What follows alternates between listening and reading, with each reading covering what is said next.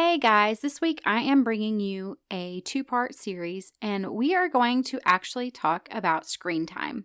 I know this can be something that can feel a little bit intimidating or maybe even a little bit impossible to deal with, especially with the world we live in today, which is so technology driven. However, I think it's something that we really do need to address, and I think if we can kind of get a handle on it in our home, we can see amazing benefits come from setting some boundaries around it, not only with our children, but with ourselves. Today, we're going to talk a little bit about the reason why we should try to reduce our screen time and screen time for our children, and then kind of just touching on maybe some of the issues that can come up with too much screen time. And then for part two, we're going to talk more about some solutions. So let's go ahead and get started. Welcome to the Special Kind of Motherhood podcast. This podcast is for moms who are parenting differently abled children. Maybe you desire to switch to a more natural lifestyle to improve your family's health, but you have no idea where to start. You're longing for more routines and time, but every time you try to implement those tips that you've spent hours researching, you realize that they don't work for your family dynamics. Hi, I'm Ashley. In this podcast, we will focus on implementing routines, switching to a more natural lifestyle, and uprooting those old mindsets that are keeping you stuck, so that you can plant yourself firmly in the truth that Jesus offers you. Our focus will be on creating small, customizable changes that will build upon one another over time to create real impact in your life. If you want to hear from a mama who has been raising several children with special needs and who knows how important it is to do this in a way that's sustainable and that doesn't add to your overwhelm, then this is the podcast for you. Pop in those earbuds, reheat that coffee for the third time, and let's go. Hey mamas, welcome back. Today we are going to talk about screen time. And I know this is a topic that has gotten more and more attention over time. It's something that, people have various opinions about. And obviously, we all have various amounts of frequency that we allow screen time in our home. So I'm just going to kind of approach this. I have done some research myself, and I am going to share about that because there have been studies done on this topic. And then I'm also going to share about our personal experience and just some different maybe ideas that we have done. It's more of kind of my experience along with sharing a little bit of the research that I found. So some people I think would wonder, if they haven't really heard much about the detriments of screen time, they may wonder why would it be necessary to even reduce screen time? And I want to share a little bit about that. I have done a little bit of research specifically related to autism and screen time, but then also just the effects of screen time in general, whether a person is neurotypical or neurodivergent. And with being neurodivergent, obviously that's not just a person who is autistic. So I'm going to just share a little bit about that, and then the other research that I found, even pertaining to someone who is neurotypical. One thing that I saw, and I know it is common for people who are autistic to often have issues with their melatonin levels and to struggle with sleep. Something that I found very interesting when I was doing research was the fact that actually the blue lights from screens will affect our sleep cycle, and they actually directly affect melatonin because they suppress the body's release of melatonin. I actually found it said a few minutes of screen time can actually delay the release of melatonin in the body by hours. So if you especially are allowing your children to do screen time at night, then if they're struggling with sleep, you might look into that to see, okay, if we are allowing screen time, could we possibly do it earlier in the morning or early afternoon so that we are not causing any kind of issues with their body being able to release melatonin so that they can go to sleep.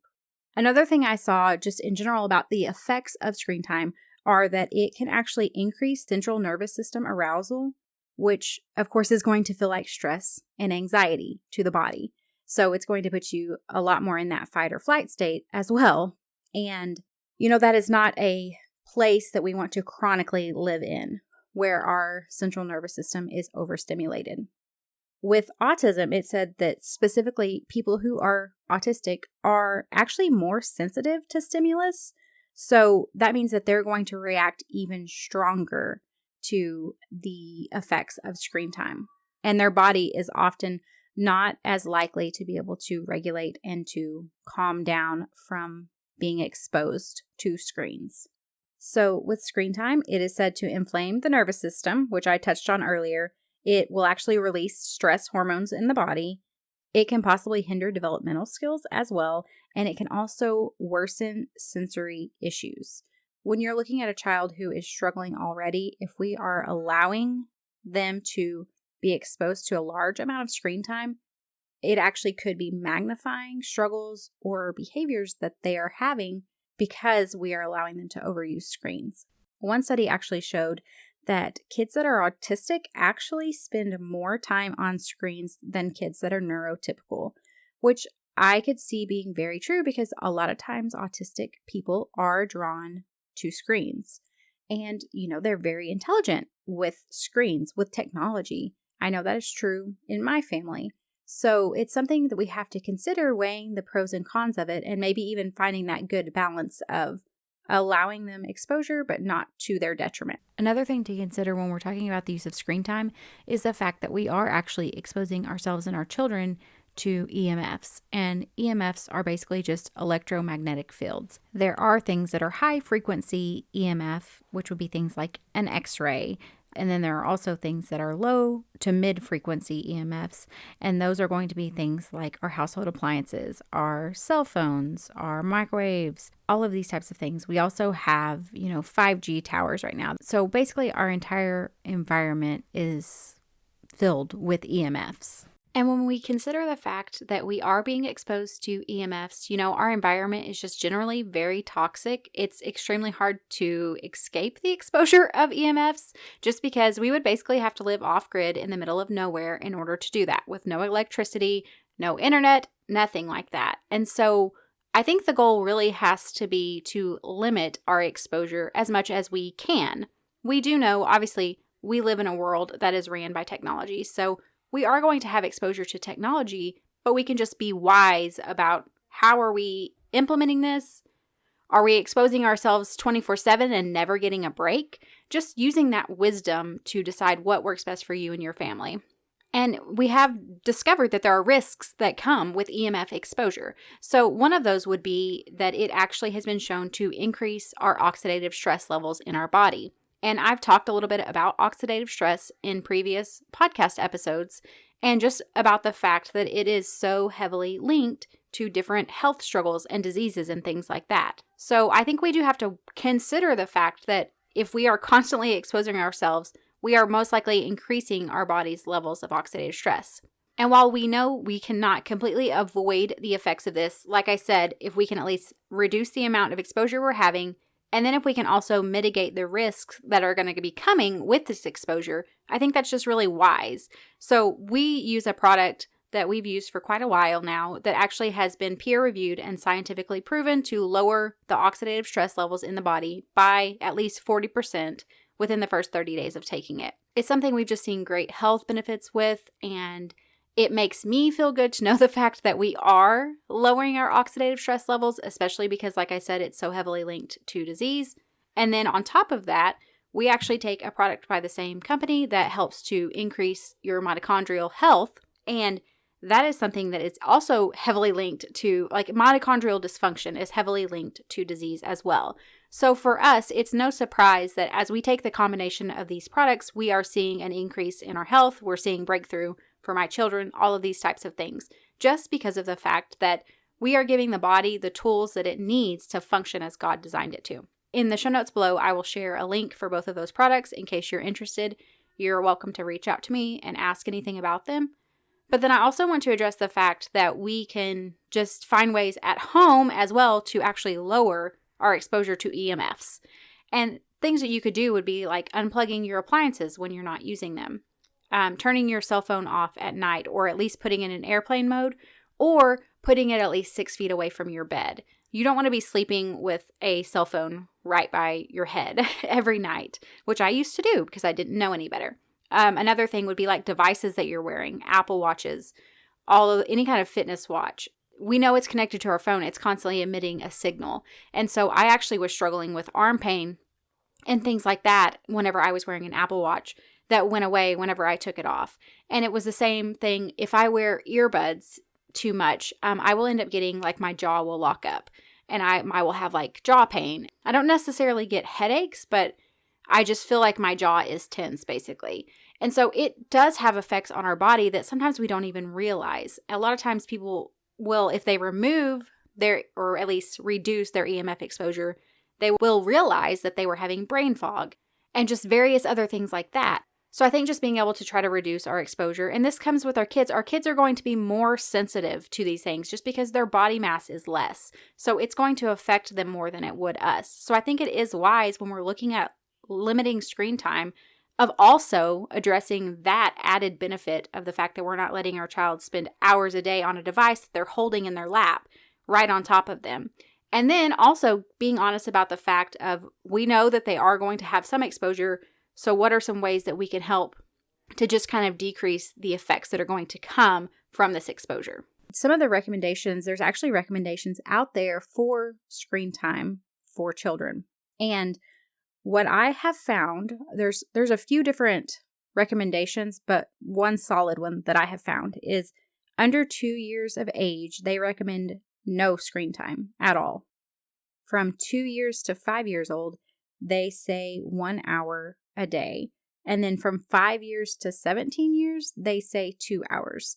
And this is all screens. So this would be if they're doing homework for school, if they're watching TV, if they're playing on a phone, any kind of screen in general. I did find some research that showed that using a handheld device like an iPad or a phone is actually the most stimulating and the most harmful kind of screen time that you can have. We have actually lived this out. This is why I'm sharing this, because I have experienced this with my children. And my children are fairly sensitive to screens. It's something we have had stages where we've gone with literally no screens at all. And then we might start incorporating it back in small amounts. And then we've had those times where someone gets sick and they have watched entirely too much screen time, and we have noticed what a difference it makes for them. We actually went through a period where we just went cold turkey on screen times. The TV was not turned on. There was no devices. No one was watching anything in our house. And there actually can be a detox period from screens, which makes sense because they are made to be addictive, even to us as adults. So it was actually really, really bad for I would say 7 to 10 days. It was very rough. It was a true detox period. And so behaviors increased, agitation, all of these things, it got pretty rough to the point where I was just thinking, okay, can we make it through this? But we did. And then on the other side, what I found to be true was that my children were sitting in the floor, reading books more. They were playing quietly. They were less overstimulated. They were not constantly sensory seeking, and they were concentrating better.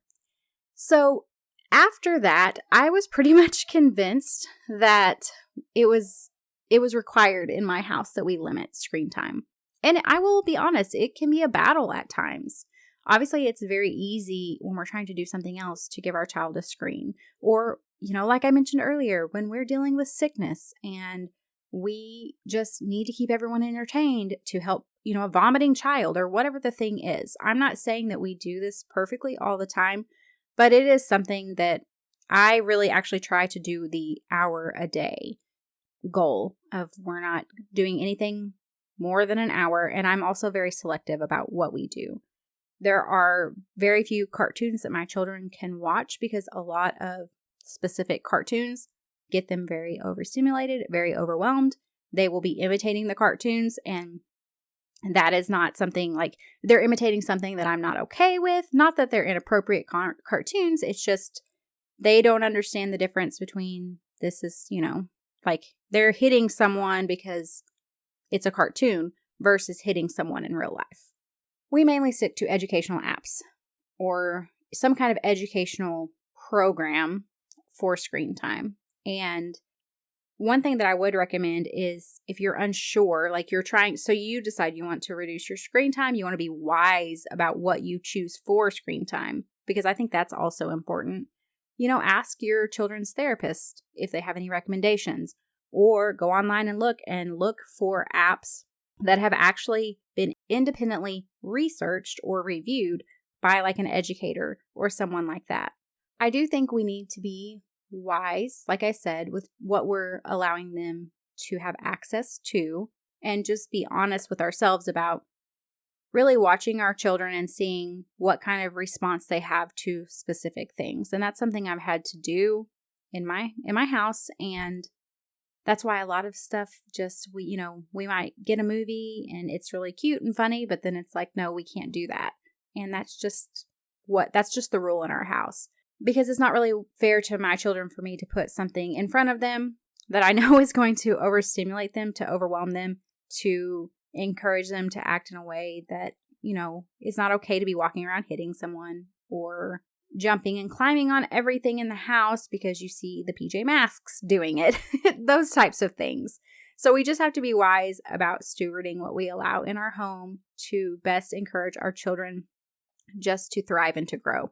And that's what I want to say, is just watching your child's response to these specific things, even with learning apps. See, is it actually a good fit for their learning style?